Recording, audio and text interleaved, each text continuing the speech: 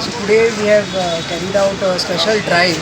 In fact, the Food Safety and Standards Authority of India has asked us to carry out drives to check the transportation of food. Because many a times we focus on the restaurants, but transportation chain is also important. So today we have come to see of how the food is coming in, whether the proper storage conditions are maintained, and if there are any non-compliances, and who is booking the food also, so whether the food is going to the right people.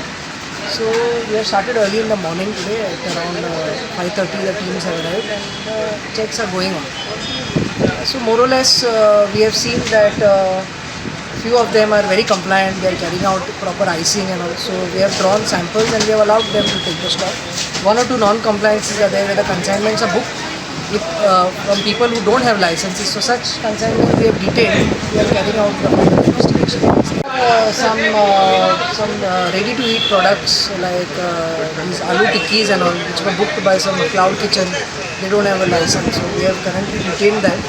And there are some masala items without labels, and also all such items have been detained. And what would be the action taken again? We have to book them under the Food Safety and Standards Act, and we will also be intimating FSSAI.